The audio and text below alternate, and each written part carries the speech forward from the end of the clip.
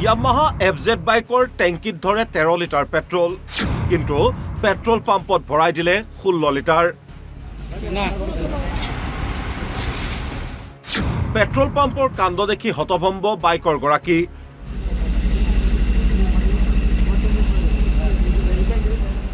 অৱশেষত বাইকৰ টেংকিৰ পৰা পেট্ৰল উলিয়াই যোগ কৰাত ওলাল ইমান পেট্ৰল। পেট্ৰল পাম্পৰ বিৰুদ্ধে জোখতকৈ কমকৈ তেল দিয়াৰ অভিযোগ কোনো নতুন নহয়, কিন্তু এইবাৰ পেট্ৰল পাম্পক হাতে লোতে ধৰিলে এজন যুৱকে।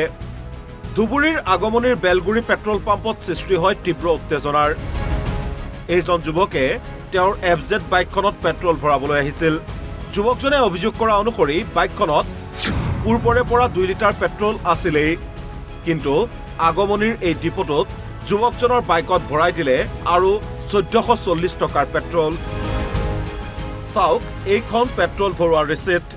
1440 টকাত প্ৰায় 14 লিটাৰ পেট্ৰল ভৰাই দিয়াত আচৰিত হয় যুৱকজন, কিয়নো FZ বাইকৰ টেংকিত ধৰে 13 লিটাৰ পেট্ৰলহে।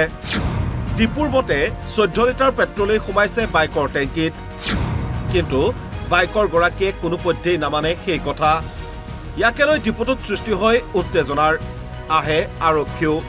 অৱশেষত কথাৰ প্ৰমাণ কৰিবলৈ বাইকৰ টেংকিৰ পৰা পেট্ৰল উলিয়াই পুনৰ যোগ কৰে। তেতিয়া বাইকৰ টেংকিৰ পৰা 12.4 লিটাৰ পেট্ৰলহে ওলায়। অৱশেষত নিজৰ ভুল স্বীকাৰ কৰি অতিৰিক্ত পেট্ৰলখিনি অন্য এখন বাইকত ভৰাই দিয়ে পেট্ৰল পাম্প কৰ্তৃপক্ষই। মানে মই তেল ভৰাব আহিছিলোঁ, ঘৰৰ পৰা ওলাইছিলোঁ। মোৰ গাড়ীত অলৰেডি 2.5 লিটাৰ তেল মই ভৰাইছিলোঁ, কিন্তু আহোঁতে যাওঁতে ধৰি লওক 1/2 লিটাৰ তেল গৈছে, তথাপি আৰু 2 লিটাৰ থাকিব লাগে।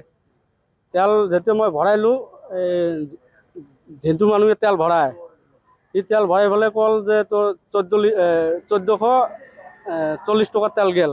মানে কেই লিটাৰ গেল? 14 লিটাৰ গেছে। 14 লিটাৰ গেছে। মই ফিৰ ক'লোঁ এইখন গাড়ীততো 14 লিটাৰ তেলৰ কেপাচিটি নাই, অলৰেডি মোৰ 2 লিটাৰ তেল আছেই।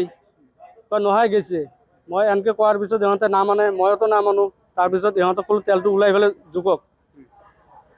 তেলটো ওলাই আছোঁ, মানে ইহঁতে ওলাই আছে, মই কৈ আছোঁ। তাৰপিছত ইহঁতৰে ষ্টাফৰ একজন মানুহ আছে, তাৰমানে মই কৈ থাকোঁতে মই অলপ চিঞৰিছিলোঁ।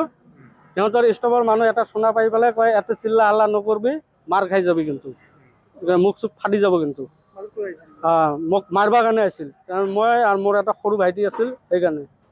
তাৰপিছত যেতিয়া আৰু মই উপায় নাপালোঁ, তেতিয়া মই ৰখি আছোঁ। মোৰ তেলটো মই কৈ আছোঁ যে এইখন গাড়ীটো 1400 টকাত তেল নোসোমায়, এইটো কি কৰে কৰক।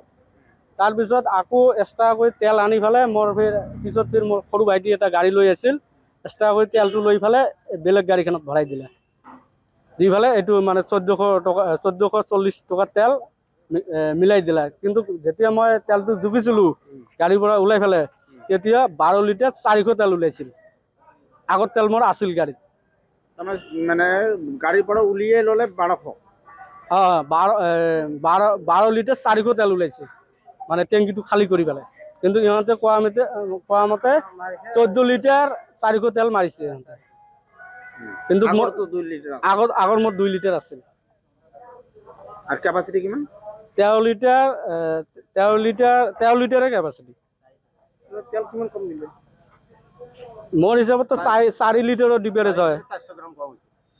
সেই তেলখিনি পিছত দিছে আৰু পিছত দিল, বেলেগ গাড়ীত ভৰাই দিল, এইখন গাড়ীত নাযায়। পইচাটো মাৰি দিছোঁ না, যোৱাৰ পিছত এতিয়া তেলটোতো মোক লাগব না, বেলেগ গাড়ীত ভৰাই দিছোঁ।